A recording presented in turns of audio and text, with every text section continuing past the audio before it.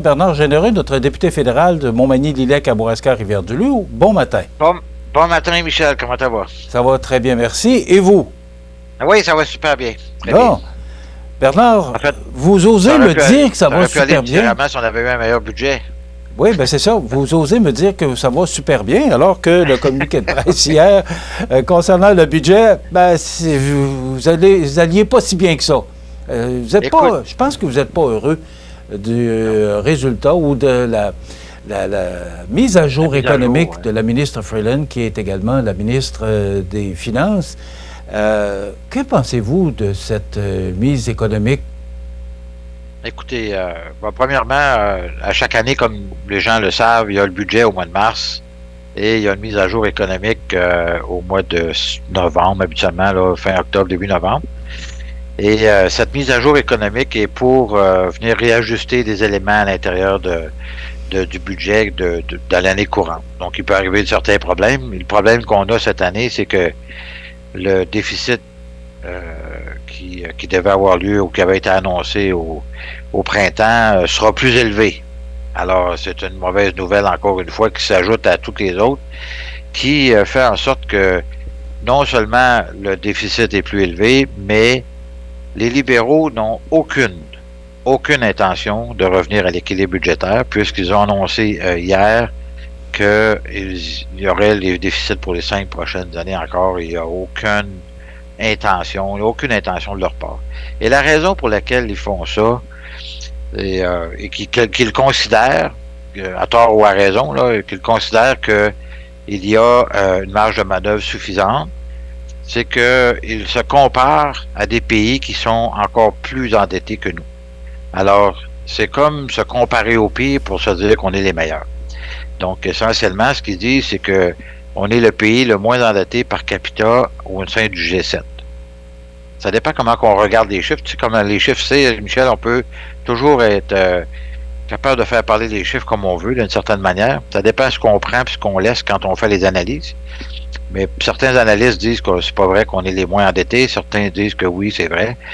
En tout cas, tout ça pour dire que dans les faits, on a une cote AAA aussi à l'intérieur, dans les firmes de cotation, nous donnent un AAA. Donc, ils nous donnent un AAA à ce moment-ci. Mais si on continue à faire des déficits comme on fait là, est-ce qu'on gardera cette cote AAA-là, qui fait en sorte qu'on a des taux d'intérêt, heureusement, qu'on a des taux d'intérêt qui sont un peu moins élevés de la part de nos prêteurs, parce que tout l'argent qu'on met sur la carte de crédit depuis 8 ans, ce que M. Trudeau a fait, parce que depuis 8 ans, il n'y a eu aucun surplus budgétaire.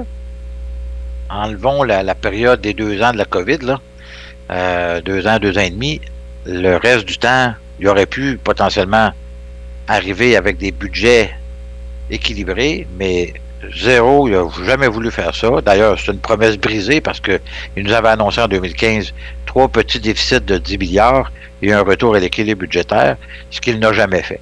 Alors, ce que ça veut dire, c'est que le déficit s'accumule et cette année, en fait 2024, nous allons payer plus en intérêts que les transferts en santé dans l'ensemble des provinces et territoires au Canada. Donc, ça va coûter plus de 50 milliards de dollars uniquement pour la dette et on donne 50 milliards au total en transferts en santé au Canada à chaque année. Donc, c'est une situation que je qualifierais de très mauvaise dans le sens où comment je peux dire, la carte est pleine, la carte de crédit est pleine, mais M. Trudeau s'en fout et continue à dépenser comme si de rien n'était. Et là, on va savoir à la fin novembre si on est en récession technique ou pas. Donc, il annonce déjà un ralentissement économique. Donc, c'est pas nous qui le disons, là, c'est les économistes qui le disent en général. Et ce qu'ils disent aussi, c'est que en ayant ce ralentissement économique-là, on risque d'avoir moins de revenus au gouvernement. Donc, moins de revenus, ça va vouloir dire plus des déficits encore plus gros. D'ailleurs, à toutes les années où ils ont présenté un déficit, le déficit a toujours été plus élevé que ce qu'ils avaient présenté au départ. Et c'est encore vrai cette année. Les sondages indiquent là, que vous êtes en progression et que vous êtes devant le Parti libéral, devant M. Trudeau, Pierre Poilievre, entre autres. Mais là, demain matin, vous prenez le pouvoir. On annonce 1344 milliards de dettes. et le fort pourcentage, vous avez parlé des intérêts à payer sur la dette. Qu'est-ce que le Parti conservateur ferait de mieux si demain matin, il y avait des élections? Parce que vous avez parlé que pour les 5 prochaines années, on annonce un déficit, mais on sait qu'il va y avoir des élections en 2025. Qu'est-ce que le Parti conservateur peut faire de mieux? On sait que le contexte économique actuel, sans défendre le gouvernement Trudeau, là, mais on sait que le contexte économique actuel n'est pas favorable à des équilibres budgétaires. Ouais. En fait, ce qu'il faut comprendre, c'est que dans un budget, là, inévitablement, il y a des dépenses à gauche, à droite, de toutes sortes de choses. Nous, ce qu'on a observé depuis plusieurs années, c'est des dépenses qu'on qualifie d'être superflues. Je vais vous donner seulement un exemple. Il n'y a personne qui a demandé à rafraîchir l'image des passeports. Les fonctionnaires avaient évalué que ça coûterait 113 millions pour faire tout l'exercice, là, de rendre ça plus sécuritaire, de refaire l'image, en passant l'image qui a enlevé nos symboles, là, Château-Frontenac, la crête de Vimy et compagnie. Là. Donc, ça devait coûter 113 millions. Savez-vous combien ça a coûté au final? Ça a coûté 450 millions. C'est un demi-milliard de dollars. C'est fou, là, quand on y pense, là. Juste pour cet exercice-là, là. Il n'y a personne qui avait demandé ça, là. Je veux dire, les fonctionnaires ont décidé qu'il fallait qu'on revoie l'image, puis tout, etc. Il n'y en avait pas de problème avec les passeports, ils fonctionnaient très bien, là. Donc, il y a toutes sortes de décisions comme ça qui ont été prises avec le temps puis je pourrais vous en donner toute une liste, là, d'exemples, qui ont fait en sorte que ces déficits-là... Je vous pose ma question avant qu'on passe à la pause, là, il reste 2 minutes. Qu'est-ce que le gouvernement conservateur, demain, il est élu, peut faire, parce que le contexte économique est difficile, on le sait, là, on n'est pas en récession, mais sur le bord. Qu'est-ce que le gouvernement conservateur pourrait faire de mieux que le gouvernement Trudeau actuellement? Premièrement, de se fixer un objectif de retour à l'équilibre budgétaire. OK? Ça, c'est la première chose. Ce que le gouvernement libéral n'a jamais fait depuis 8 ans et n'ont pas l'intention de faire non plus dans les 5 prochaines années. Donc, c'est la première chose. Au moins, se donner un objectif de dire, OK, on va regarder l'ensemble des dépenses au Canada, puis puis Pierre Poilievre a été très clair. Première loi qu'il va promulguer, c'est 1 $ de nouvelles dépenses, 1 $ qu'on coupe à quel endroit. Donc, c'est 1 pour 1. Donc, de plus de nouvelles dépenses. Là, on arrive toujours avec des nouvelles dépenses. Écoute, ils viennent de mettre 15 milliards encore pour le logement. On est en crise de logement à travers le Canada. On est prêt à en mettre plus d'argent dans le... À quelle place si on met plus d'argent dans le logement pour régler ce dossier-là, à quel endroit on va le prendre dans le budget? Parce que, écoutez, dans nos budgets personnels, on ne peut pas juste pelleter par en avant des dettes et des dettes et des dettes sans penser qu'un jour, ou en imaginant qu'ils vont se payer tout seuls. Si on met tout notre argent sur notre carte de crédit puis qu'on paye seulement le minimum, un jour, là, ça va nous revenir, ça va nous péter dans la face. Donc, c'est la même affaire avec le gouvernement. Il faut qu'on ait un gouvernement fiscalement responsable, ce que les conservateurs, on va être, en faisant attention à nos dépenses, en n'augmentant pas les dépenses. Le gouvernement continue sans cesse à augmenter les dépenses. C'est ça la problématique. Depuis 8 ans, ça ne fait qu'augmenter tout le temps. Puis là, l'alliance qu'ils ont avec le NPD, le NPD veut avoir un programme d'assurance médicaments à travers le Canada qui va coûter 15 milliards par année. De plus, c'est des dépenses récurrentes, puis évidemment, elles vont augmenter d'année en année avec les inflations, etc., le nombre d'agents qui va se... Mais le NPD ne dit jamais à quel endroit il va prendre ses argents pour payer ça. Est-ce qu'il va augmenter les taxes? Est-ce qu'il va augmenter les impôts? Ça, il n'en parle jamais. Mais les dépenses, par exemple, ça, il en parle. Puis ils sont capables d'en mettre, puis ils veulent en rajouter tout le temps. Là, la condition sine qua non pour que l'entente continue, c'est qu'il y a un programme d'assurance médicaments universel à travers le Canada, comme l'assurance médicaments. Ça coûte des milliards de dollars. Alors, nous, on n'est pas d'accord avec ça. Il reste 14% à peu près de la population canadienne qui n'est pas couverte par une assurance médicaments. Allons fixer ces gens-là, allons régler leurs problèmes à eux, pas les 84 autres 86% qui n'en ont pas de problème.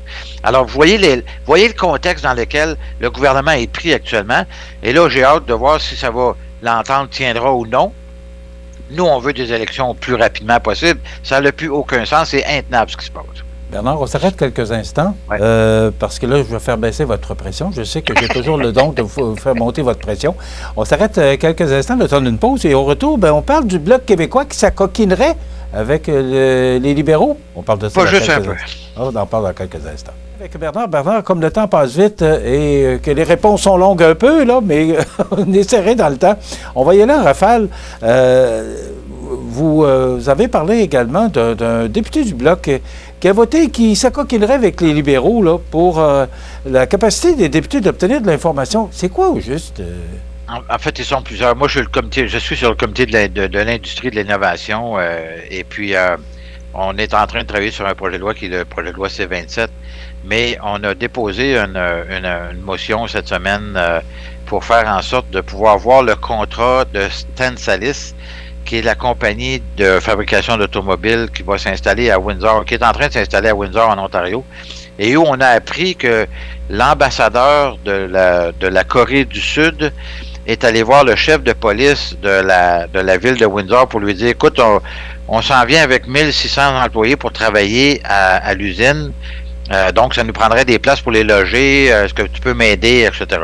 Donc, ça a sorti publiquement, cette information-là, parce que le chef de police, un peu naïvement, est allé marquer ça sur les réseaux sociaux en disant qu'il y avait eu une demande pour loger 1600 travailleurs. La réalité, c'est qu'on vient de donner à Stensalis, ça c'est Ford, c'est acolytes là, de la Corée du Sud, on vient de leur donner 15 milliards de dollars pour construire une usine et fabriquer des batteries.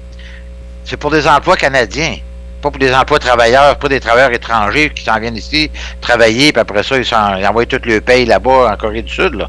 On veut faire travailler des employés canadiens. Donc, on a voté hier pour cette motion-là, avant-hier. Et puis, le Bloc québécois, Sébastien Lemire, pour ne pas le nommer, a voté avec les libéraux pour que le contrat que nous, les parlementaires, on puisse voir le contrat, mais de façon privée, c'est-à-dire avec la greffière du comité, sans nos téléphones, etc. En tout cas, mettons que c'est complexe un peu comme situation, mais ça reste que nous, ce qu'on voulait, c'est de montrer publiquement le contrat pour être sûr de s'assurer que ce soit des emplois canadiens qui allaient être à l'époque. Donc, de toute façon, la réunion, on va avoir une réunion, on va avoir 3 réunions en réalité là-dessus. Là. On va avoir 6 heures de travaux pour aller questionner les ministres, questionner les fonctionnaires, questionner différents partenaires dans ce projet-là, de façon à ce que ce soit véritablement des emplois canadiens, parce que c'est ce que le gouvernement prévoit en dépensant tous ces milliards de dollars. Écoute, c'est 40 milliards de dollars qui est mis sur la table actuellement pour aider l'industrie automobile par le biais de la fabrication des batteries. Puis en passant, 80% des éléments qui vont avoir des batteries viennent de la Chine.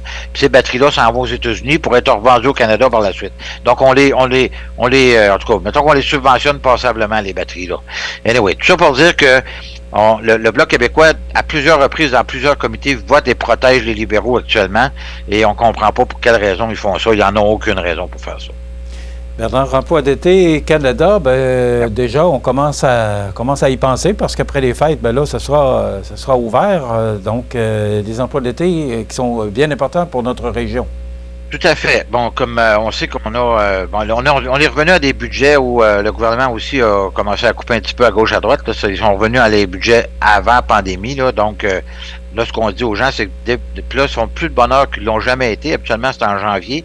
Mais là, depuis le 21 novembre jusqu'au 10 janvier, les gens ont déjà reçu, ceux qui avaient déjà eu des emplois d'été ont déjà reçu les formulaires de la part du gouvernement. Mais s'il y en a d'autres qui veulent se présenter puis essayer d'avoir des subventions salariales au niveau des emplois d'été, ils peuvent communiquer avec notre bureau, mais aussi aller sur le site d'Internet de développement, Emploi et Développement Social Canada, ou sur ma page Facebook, tout est écrit aussi, ou sur mon site web. Donc, de façon à présenter une demande, et puis je te dirais que c'est le seul endroit où à peu près, là, où le député a encore un choix, mais en même temps, il y a une grille d'analyse qui fait qu'il y a des points qui sont attribués. Donc, moi, je dis aux gens, présenter une demande, puis on va voir, puis appelez-nous, on va vous aider à présenter la demande, on va pas l'écrire pour vous, mais on va vous aider à faire en sorte d'aller maximiser le nombre de points que vous allez avoir pour vous retrouver dans la haut de la liste, parce qu'il y a beaucoup de municipalités, il y a beaucoup d'organismes qui en présentent, donc il y a toujours plus de demandes que d'argent, donc il faut que la demande soit le mieux présentée possible. Merci beaucoup, Bernard. 5 ans pour Annie Boutin, adjointe de circonscription, mais on n'a plus le temps. C'est le temps qui nous presse. Écoute, Bernard, on la félicite. Ça fait 5 ans qu'elle est à mon bureau. Annie Franqueur va faire 10 ans bientôt. Donc, on a une grande stabilité à notre bureau. On est super contents de ça. Bernard Généreux, député fédéral de Montmagny, Lillec, Kamouraska, Rivière-du-Loup, merci d'avoir été avec nous. On se retrouve le mois prochain parce que c'est une tradition. Alors, on veut bien garder cette tradition et bon retour dans notre comté. Merci, Bernard. Merci beaucoup.